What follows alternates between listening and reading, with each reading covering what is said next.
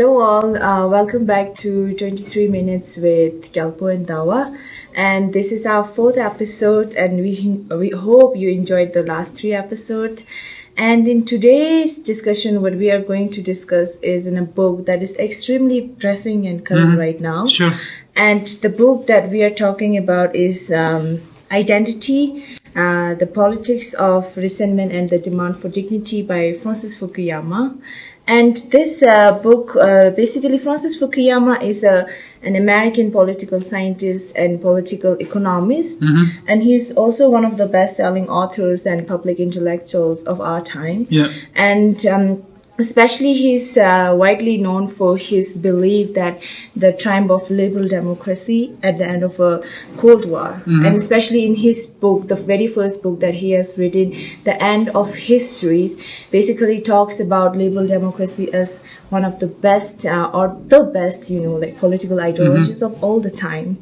But however, being an advocate of a liberal democracy, he got backstabbed, especially, liberal, the emergence of illiberals and neoliberals, populism or development within the well-established liberal democracy. Yeah. So that's how he came up with this book, which is Identity, which basically talks about those illiberal forms of, values that had emerged in this liberal democracy. Yeah. So especially he got surprises, because I remember clearly in this book, in the preface, that he has mentioned that he wouldn't have written this book had Donald Trump been not elected as the president of US in November 2016. And the same goes if the British wouldn't vote to leave the EU, right? Yes. So he got surprises that the whole, the major threatening is coming within the liberal democracy, especially well-established liberal democrats like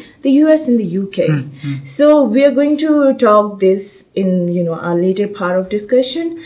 And I also want to talk about what does identity mean, because identity is such a multifaceted concept, so we cannot reduce it. But then in this book we are talking about identity, and identity in the sense of a political sense, which has several characteristics, right? And he has borrowed this concept from Greek mythology and psychology, that there is this third part of human soul, which is the thymus, right? That thymus demands for the respect and dignity. So which is the central to today's identity politics. Sure. And the first two part of human psyche, the desire and the reason, that doesn't play that much role. Yeah, in terms of identity politics, yeah? Exactly. So we're going to delve into how this, identity, especially the emergence of identity. So, Gyalpo, if we, talk about the emergence of identity, because identity politics emerged because, especially by the left, right? They are the one who proposed this idea of identity politics, right? To include everybody, especially the marginalized and the minority. Yes. So in terms of political voice,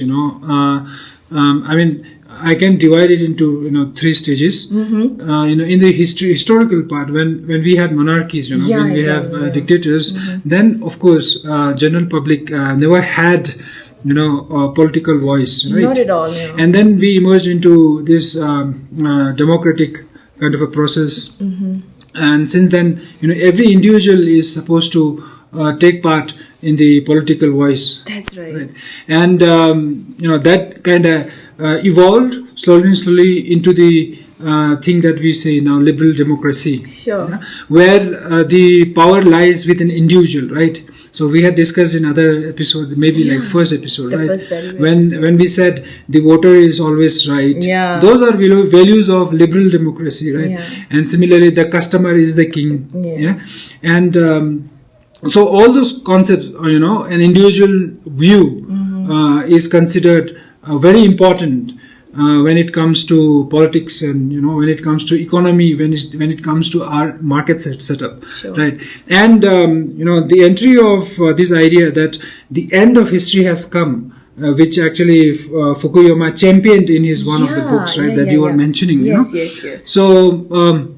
That is, I think, culmination of liberal democracy values, where individual was the focus, focus of the whole, conversations around politics and whatnot.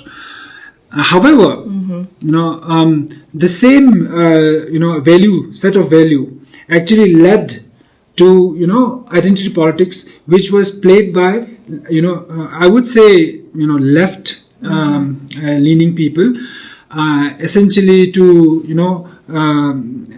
make the voice of marginalized to be heard in the broader context. That's how it was played. Like we have very period of feminism. And also like the black women, for example, which was about blacks in West, and also about LGBTs, related to our sex, and and also like emergence of those African communities, like on basis of racism. Sure. Right? So it was a way of including all those marginalized minorities into the majority narrative of it, and the whole thing goes wrong because especially this these timers, right, that demand for respect and dignity, right? So even though these people demands for equal recognition and equal dignity, but then this equal recognition and respect move over to that superiority, respect and dignity. So that's the problem that came, right? Especially the right. So I think the division between right and left politics, the prior to subprime crisis of 2018 was based on material gain. It was about economic opportunity of all those marginals, the basic underlining of all the marginalized politics. However, after 2018, I think the shift changed. 2008. Yes, when the same set of values, which was actually opening the borders for the immigrants, which was trying to make market free, trade free zones, which was a liberal value, right? Exactly. So such kind of views and policies, saw an influx of migrants, moving to places where opportunity is more in terms of economy or employment. So I think that is what actually I would say liberal value of the values of liberalism actually somehow caused its downfall. Yeah. So that's the tricky part, right? The whole value is the one that take away the principle or whatever it is. So if we look at how, especially in democracy, right, how this idea of national identity, how it got reduced, many, especially now we can see all over the world, how democracy is reduced just to the limited ideas or definitions of national identity exclusively based on race, religion, ethnic. So now the narrative has completely changed. The identity politics used by left is being utilized by right. Exactly. So majority is now asserting their own identity, in terms of nationality, or it could be religion or race. Example of Indian polity also in today's world, it's majorly considered to be a Hindutva kind of agenda, right? Exactly. The party which sits in the center, BJP, is somehow propagating the Hindutva agenda, right? Across the nation, right? And even in America, like you just mentioned, Trump is a symbolism of white supremacists. That's how he's described. Of course, he got elected somehow, and then the decision of Brexit, which took by Britain, was also about finding their way, essentially an identity for Brits.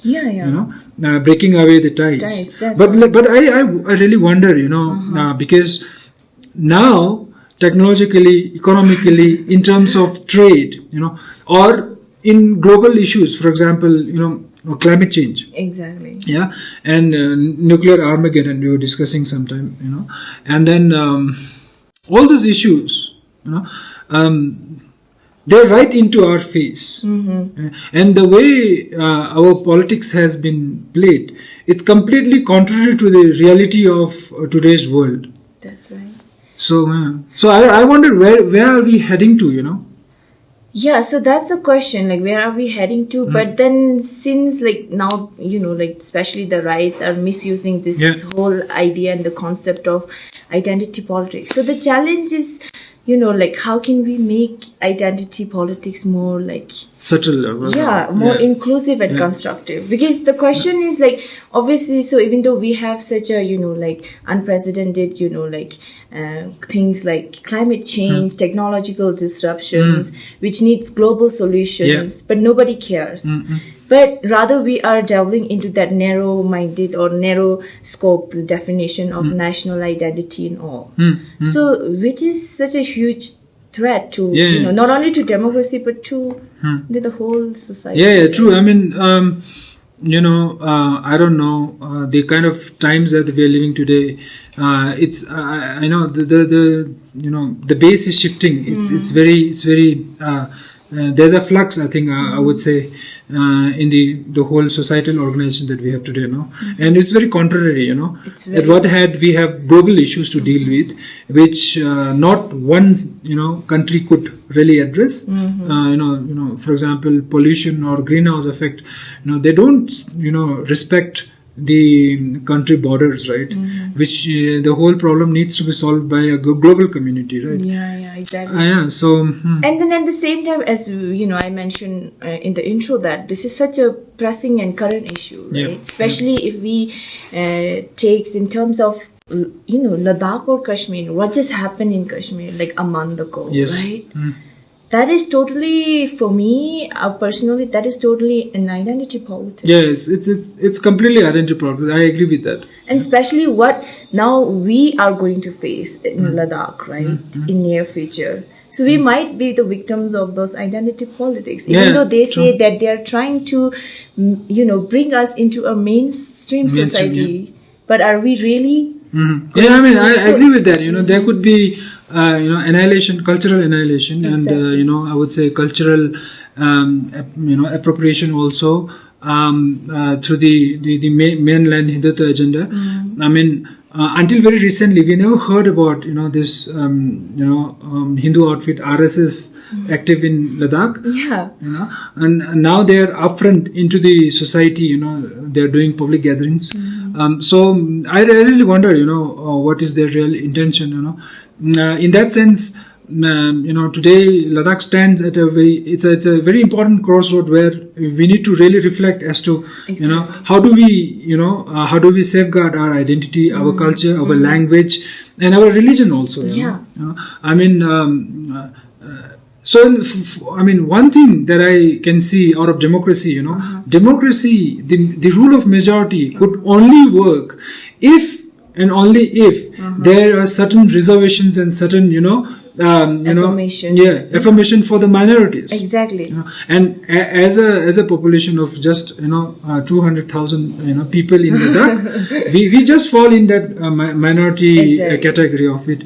So maybe we are minorities within the minority. Yeah, of course. I mean, we just don't even form 1% of the whole population. So that we need to reflect as a society. I think all the intelligentsia of the society, leaders also.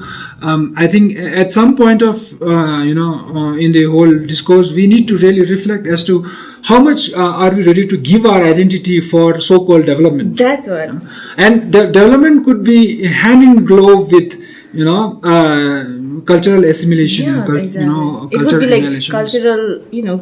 I don't know. Like especially that happens with Tibet also, right? Yes. So when China, occupied Tibet, they occupied Tibet in the name of liberations. I don't think we are liberated. Not at all. And especially right now, what happening in Tibet, like especially this idea of ethnic cleansing, because now, like even though we cannot compare the whole two nations, because one is the democratic and another is the communism, right? But still, so the central and one part and one army, rule is pretty, dictating at Tibet that we are losing our identities. Not because we want to, but then they are forcing us to lose. But in a way, in democracy, they are kind of doing it, but in the name of democracy, right?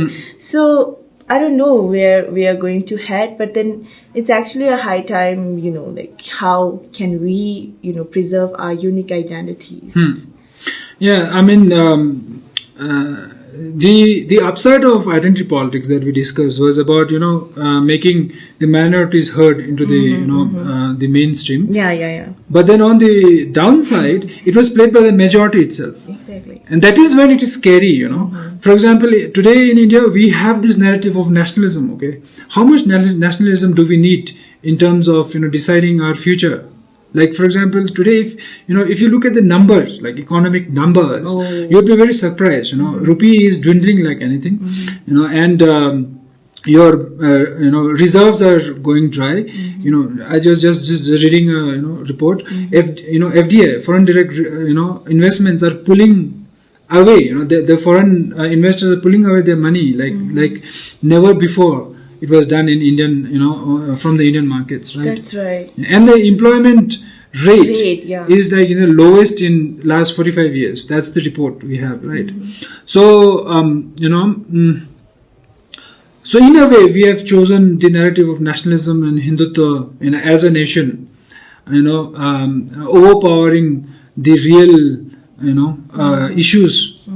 That's right. So that could what identity politics do when we are blinded of our religion or of our identity, and when it is done by majority, that's very scary. That's scary. That is when you're just trying to make a what shall I say, you're just trying to color the whole nation of 1.2 billion people with one set of colors. So so that's very scary. Yeah, that's very scary. So as we right now talk about like how identity politics, obviously it will continue.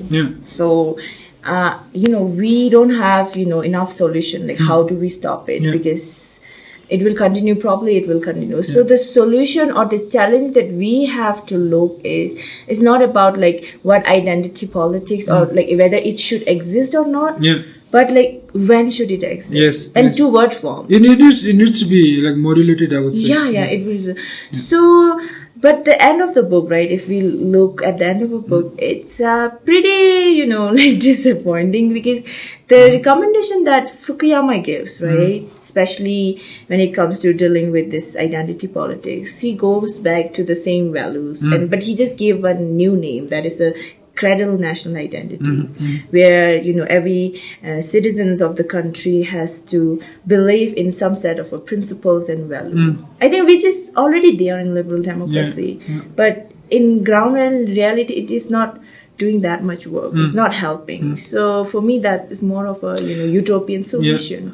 So I mean,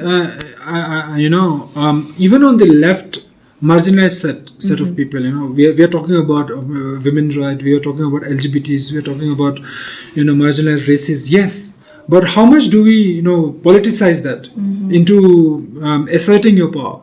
That also needs to be taken care by, I think, the left-leaning people. Exactly. How much do we really after some point it becomes like similar like fascism. So I mean, today one set of feminists are also called like dictators, because they just see So I think this is also a reaction to the too much of pressing that is happening from small identity groups across the world. So we need to take care, as in what I've seen is of course identity is very narrow, and it tends if it is put into political terms, and it tends to break the society. Because it's very such a sentimental, like concept. For example, I'll just give you my personal stories, right? I never used to associate myself, I know that I'm a Tibetan, I was born in this, but then I realized, and I've been gone through this so-called national identity crisis. I can relate that, Because I thought identity is reduced just to your national identity. I don't know that it has to do with your citizenship and all. So I'm a stateless person right now, I'm an undocumented person. So whenever I travel abroad, there was this restriction, like where do you belong? So that literally awakening my whole, concept of identity. This happened. So eventually, so it's very, easy to politicize, because it's so dear and near to everybody, right? It's very subjective. So looking for an answer for subjective, we cannot really find, any objective solution to it. So now, what I think the solution that we can give now, as an individual, we could be aware of this all, set of things which is happening in the, in the society, so that somebody doesn't, come and take you for a ride. First thing is that. Second is, because it's all about, identity politics. Somewhere, we're hampering on the fundamentals of economy. So after a certain point, I believe there would be, a dissentment and disillusionment in our public for such kind of politics, and voices will raise against the kind of politics that we are having today. And the third one is, I think, we were discussing about that social democracy, right? Where the political system is democratic, where people get to choose, and the economic solution is, it's about community. So of course, what happens is whatever an individual firm earns, a good chunk of that earning goes back to the government, so that government actually can create social securities for its population. But then the problem, even though even I personally believe that social democracy is such a good solution, but the problem is India is too large, right? So this is happening in Scandinavian countries, we were discussing, and India is huge. I understand. Right now, I think it's not more than 2 or 3% of population who are paying the taxes. However, I think in future, the future model of our politics and economy should orient towards social democracy, where otherwise, like we were discussing, the disparity of economic disparity and wealth disparity is going to only increase. Exactly. And to safeguard other 99% of people who would not qualify as wealthy, the government has to make interventions. Exactly. So I think here we will conclude our discussion. What do you think, Dawa? We came to conclude that social democrats would be the best alternative solution. So in case if you guys have some another interesting alternative solution that we didn't come up, so please let us know below the comments what could be, because this is such a very important topic. It's very interesting also. It's very complicated. Yes. Okay, so this is it for today's discussion, guys. And then in the next, so we have decided, we will reveal our book for the next episode, so that our viewers can read the book and maybe connect with the episodes which will happen next month. So we are discussing Metamorphosis by Kafka. It's a fiction. It's a phenomenal fiction. Just like we have Orwellian words, we have Kafkan also. So Kafka was a guy, a literary giant, and he specially wrote about negativities of our personality. He talked about, he wrote about his insecurities and inferiority complexes that one faces. So Metamorphosis is his one of novels. It's a short one, and I think it's all about psychology. Now I mean, I can relate to people because our education system and the whole definition of success is about showing somebody inferior. Yeah, that's right. And I think we all suffer with this complex at one or other instance. So I think it would be very interesting to discuss Kafka, his Metamorphosis, the book, and then the second thing that we want to tell is, folks, this episode has been made in collaboration with Tendril Travels. It's a boutique travel house in Ladakh. They're doing a phenomenal job. Absolutely. And their focus is to promote local art, local initiatives, culture, and local stuff generally. So they're based in Ladakh, and I would suggest you to visit them on social media. They're doing phenomenal jobs in terms of promoting local ideas of activities and programs every then and now. And if you want to know more about Leh and Ladakh, I think this is the place. It's a place where things happen. So this is it for today. and it's goodbye from Gelpo and Dawa. Yeah, bye. Yeah, thank you.